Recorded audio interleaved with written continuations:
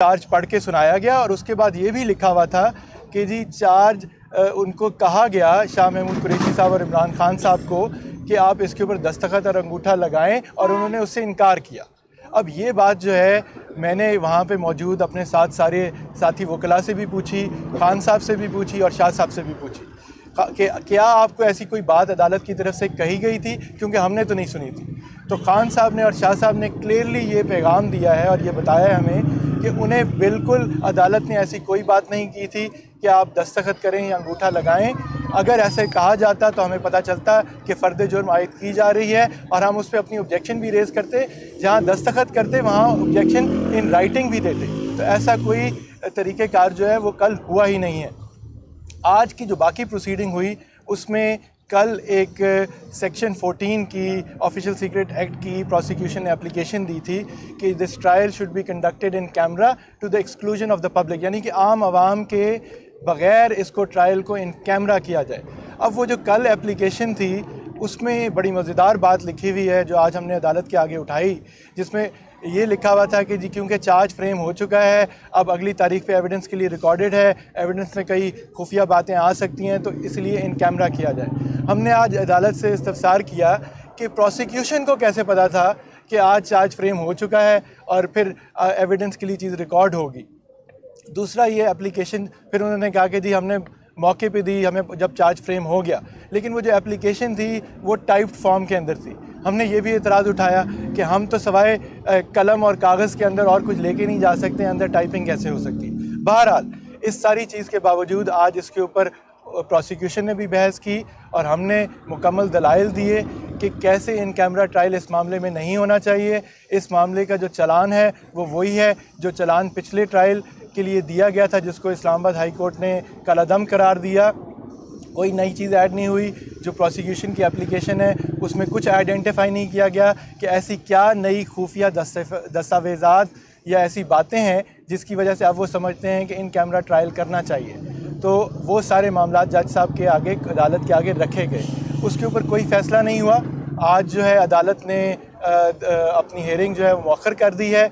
हमें अभी नहीं पता कि अब अदालत जो है वो कल लगेगी, अगले हफ्ते लगेगी, प्रोसीडिंग होंगी क्या, आज का फ़ैसला हुआ क्या है, क्या उनकी एप्लीकेशन प्रोसिक्यूशन की अलाउ हुई है कि जज साहब हमारी बातों से कायल हो गए हैं कि इन कैमरा ट्रायल नहीं हो सकता, ख़ास तौर पे जब इस्लामाबाद हाई कोर्ट का बड़ा क्लियर इस पर फैसला मौजूद है।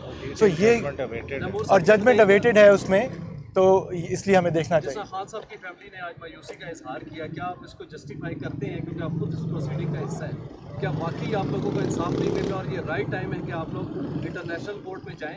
और अगर आप लोग मुकामी कोर्ट में खान साहब को डिफेंड नहीं कर पा रहे तो इंटरनेशनल कोर्ट में आपके पास क्या एविडेंस है कि आप उनको डिफेंड करें? देखें ये तो किसी भी ये पार्टी का मामला तो नहीं है। फ़र्द वाहिद जो हैं दो इंतहाई अहम शख्सियात इस वक्त पाबंद सलासिल हैं बड़े सीरियस एलिगेशंस के तहत, तो उनकी फैमिलीज़ का राइट है कि वो जिस मर्ज़ी अदालत के दरवाजे खटखाएं, उस राइट से उनका बुनियादी हक़ है, तो उससे कोई नहीं रोक सकता। वो शाह साहब की फैमिली करना चाहे, खान साहब की फैमिली करना चाहे, उन सब का हक़ है। जहाँ तक देखें हमें तो नहीं पता, मैं या उमैर नियाज़ी साहब या हम में से तो वहाँ वकालत नहीं कर रहे। वो तो जब मामला आगे चलेगा तो ओपन, बिल्कुल हम सिग्नेटरीज़ हैं जो ह्यूमन राइट्स कन्वेंशन है, international covenant on civil and political rights, ICCPR Pakistan उसका पार्टी है, तो बिल्कुल जो सिविल एंड पॉलिटिकल राइट्स की प्रोटेक्शन है, फंडामेंटल राइट्स की, वो ज़रूरी है।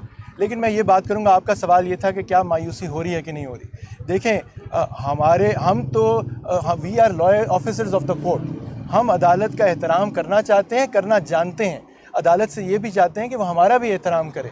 लेकिन अगर एक चीज़ कल हुई नहीं, अदालत ने ये कहा ही नहीं मुल्ज़िमान को कि जनाब आपको मुजरिम बनाया जा रहा है, आपके ऊपर ये लगाई जा रही है फ़र्द जुर्म और आप आके दस्तखत करें या थंब इम्प्रेशन दें, जब ये कहा नहीं गया लेकिन जो रिटन फ़ैसला है उसमें ये बात लिखी हुई है, तो अब वो मेरा सुलेमान सफदर साहब या उमैर नियाज़ी की बात है और दूसरी तरफ जज साहब की बात है।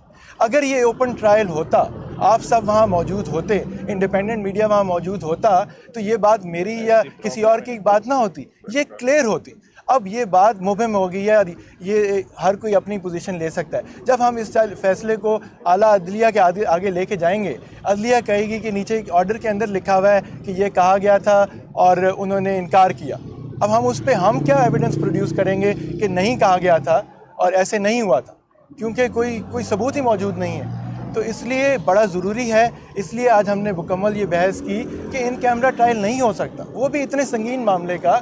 आप आवाम को, मीडिया को देखने दें, फिर जो भी इंसाफ के तकाज़े हैं वो पूरे होने चाहिए। हमारा अभी भी देखें, बाहर जो भी फैमिली मेम्बर्स जाना चाहें और वहाँ से इंसाफ मांगना चाहें, वो उनका हक़ है। हम पाकिस्तान के वकला हैं, हम पाकिस्तान की अदालत आज भी पाकिस्तान की जेल के बाहर खड़े हैं, और हम अभी भी उम्मीद रखते हैं कि इंसाफ मिलेगा हमें इन अदालतों से किसी न किसी फोरम के ऊपर। ये बताइएगा, प्रोसिक्यूशन का कहना है कि कानून में ये प्रोवाइडेड ही नहीं है कि जो फर्द जुर्म है उस पर मुल्ज़मान के दस्तखत हो।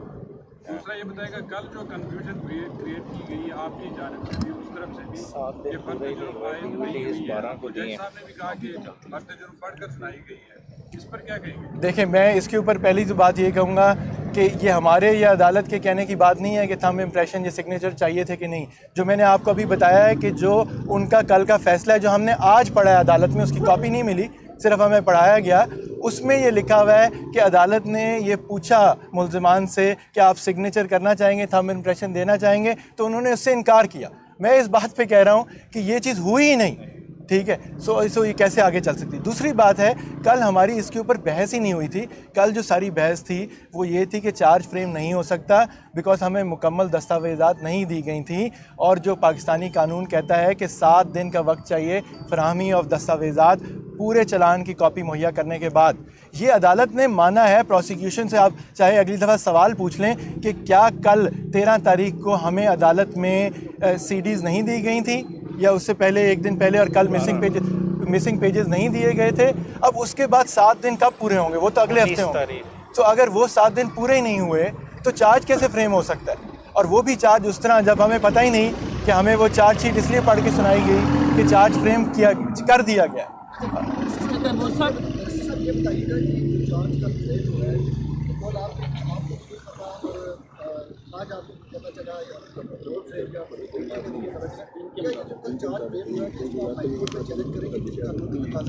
ये बिल्कुल जी, अभी तो हम जेल से बाहर निकले हैं, इसके ऊपर हम मुशावरत करेंगे और बिल्कुल जाएंगे। हम हर चीज़ के ऊपर जा रहे हैं, बट हमारे आगे बुनियादी सवाल यही खड़ा होगा कि जो जज साहब का ऑर्डर है उसमें उन्होंने एक बात लिखी हुई है जो कि हमारे सब के नज़दीक, और खान साहब और शाह साहब ने आप सब के लिए पैगाम दिया है कि हमसे अदालत ने ये नहीं पूछा।